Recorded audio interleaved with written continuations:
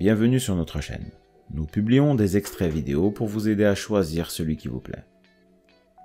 Pour savoir comment télécharger ce livre audio gratuitement ou un autre de votre choix, n'hésitez pas à cliquer sur les liens en description.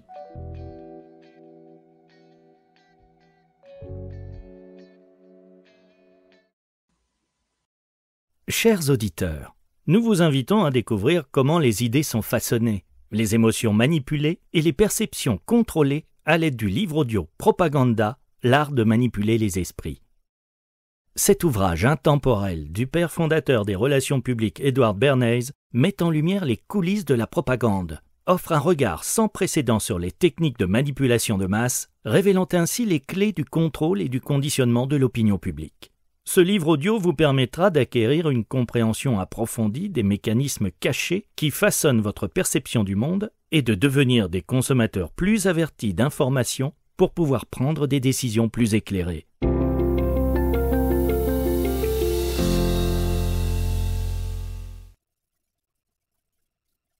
Chapitre 2. La nouvelle propagande. Du temps où les rois étaient rois, Louis XIV a prononcé avec modestie « L'État, c'est moi ». Il avait presque raison. Mais les temps ont changé.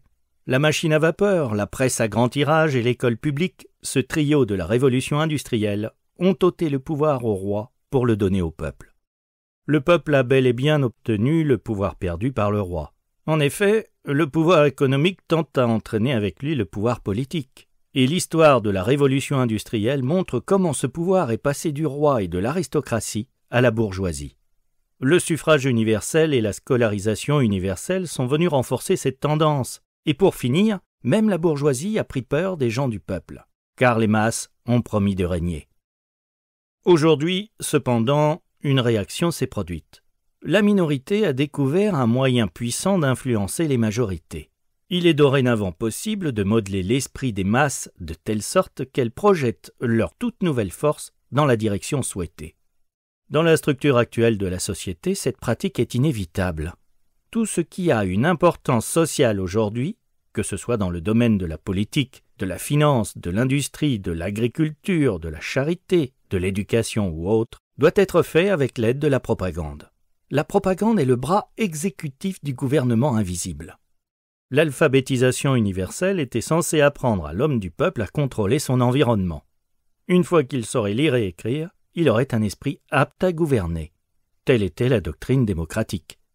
Mais au lieu d'un cerveau, l'alphabétisation universelle lui a donné des tampons en caoutchouc, des tampons imprégnés de slogans publicitaires, d'éditoriaux, de données scientifiques publiées, des trivialités des journaux à sensation et des platitudes de l'histoire, mais tout à fait dépourvues d'une pensée originale. Les tampons de chaque homme sont les copies de millions d'autres, de sorte que lorsque ces millions sont exposés aux mêmes stimuli, ils reçoivent tous des empreintes identiques. Il peut sembler exagéré de dire que le public américain reçoit la plupart de ses idées de cette manière.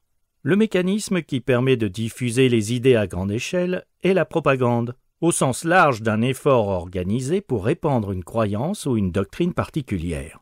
Je suis conscient du fait que le mot « propagande » a une connotation désagréable dans de nombreux esprits.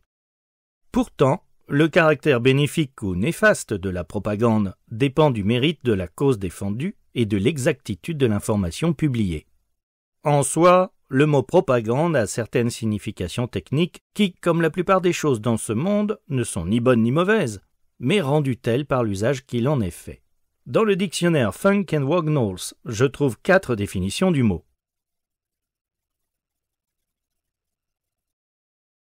Si ce livre vous a plu, vous pouvez alors le télécharger gratuitement. Pour savoir comment faire, cliquez sur le lien en description de la vidéo. N'hésitez pas à commenter pour nous informer des extraits de livres audio que vous aimeriez écouter. Pensez à liker et à vous abonner pour ne rater aucune vidéo.